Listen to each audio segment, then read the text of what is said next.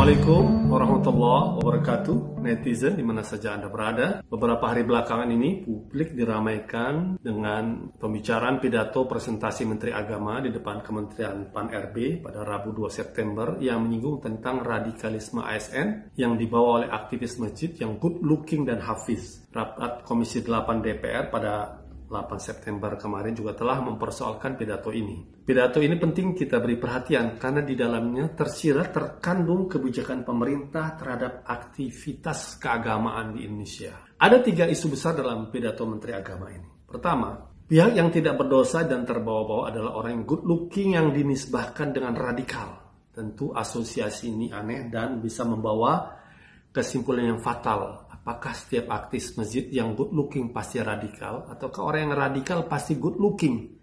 Sehingga memunculkan kesimpulan aktivis masjid yang good looking tidak boleh aktif di masjid karena mereka orang radikal. Padahal good looking tidak good looking bukan pilihan manusia, itu ketentuan Tuhan kepada mereka. Dan biang dari good looking seumur dunia manusia ini adalah Nabi Yusuf alaihissalam, orang yang sangat mulia. Ini kesalahan pertama, menghubungkan radikalisme dengan good looking. Kesalahan fatal kedua adalah radikalisme dikaitkan dengan hafiz, yaitu para penghafal Al-Quran. Apakah ini berarti seluruh hafiz radikal dan seluruh orang radikal itu hafiz? Kesimpulan ini lebih berbahaya lagi, karena ini akan berdampak pada pelarangan terhadap berbagai lembaga tahfiz Quran, penghafal Quran di seluruh Indonesia. Nauzubillah min dzalik. Padahal para penghafal Quran telah dimuliakan oleh Rasulullah Sallallahu Alaihi Wasallam dalam hadis riwayat Bukhari, hadis sahih, khairukum man ta'allama al-Quran wa 'allamahu. Sebaik-baik kalian adalah orang yang belajar Al-Quran dan yang mengajarkannya. Kesalahan fatal ketiga adalah tentang definisi radikalisme yang tidak jelas yang disampaikan oleh Menteri Agama, sehingga definisi ini bisa menjaring semua orang yang aktif dalam keagamaan. Pertanyaan kita, apakah satu radikalisme yang dimaksud itu terkait dengan kelompok teroris yang membunuh manusia yang tidak berdosa? Kalau itu yang dimaksud, mereka itu musuh kita bersama. Atas warga negara seperti itu, negara harus melakukan deradikalisasi dan atau pidana penjara yang keras kepada mereka. Satu. Kedua, apakah yang dimaksud radikal itu adalah gerakan takfir kaum Khawarij, yang dalam Islam adalah gerakan kelompok agama yang mengkafirkan orang-orang di luar kelompok mereka. Kalau orang seperti ini, mereka telah dicela oleh Rasulullah, dicela oleh seluruh ulama Ahlussunnah wal Jamaah. Mereka ini harus kita luruskan pahamnya. Ketiga, apakah gerakan radikal yang dimaksud adalah mereka yang tidak menerima NKRI dan Pancasila dan akan menghancurkan NKRI dan Pancasila? Terhadap mereka, kalau terbukti secara hukum, ditindak secara hukum. Apakah mereka muslim atau non-muslim, siapapun mereka di Indonesia ini, tidak peduli latar belakang kelompok dan agamanya, harus kita tindak. Keempat, ataukah radikalisme itu termasuk juga demo besar anti penistaan agama yang pernah ada di Indonesia, demo 212. Padahal mereka melakukan demonya dengan tertib, terkendali, menghormati peranata hukum, menghormati sarana demokrasi. Mereka telah menjalankan pasal 1 ayat 3 Undang-Undang Dasar kita, negara Indonesia adalah negara hukum.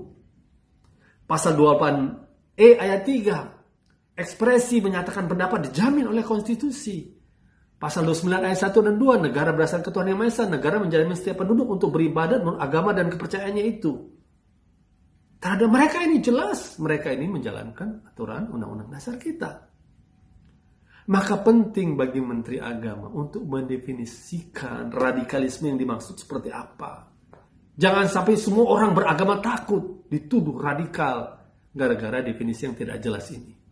Terakhir, pesan saya kepada Menteri Agama yang terhormat dan kepada atasan Menteri Agama, Presiden dan Wakil Presiden, bahwa amanat konstitusi di pundak Presiden adalah untuk mendorong warga negaranya cinta agama, berakhlak mulia, mencerdaskan mereka, bukan menakut-nakuti mereka terhadap agama. Justru masalah itu dari mereka yang anti agama dan alergi agama. Dan reformasi, pasal Undang-Undang Dasar, buah reformasi, pasal 30 ayat 3, jelas sekali bunyinya. pemerintah mengusahakan menyelenggarakan satu sistem pendidikan nasional yang meningkatkan keimanan dan ketakwaan serta akhlak mulia dalam rangka mencerdaskan kehidupan bangsa yang diatur dengan undang-undang. Terkandung di dalam pasal ini adalah bahwa pemerintah, yaitu eksekutif, presiden tertinggi di Republik ini, harus mengkader seluruh warga negara Indonesia dimanapun mereka berada dengan pendidikan formal, informal, atau non-formal yang berisi pembinaan iman takwa, pembinaan akhlak mulia, dan mencerdaskan mereka. Kalau ini tercapai, maka Indonesia akan menjadi negara maju, negara terhormat, negara teladan.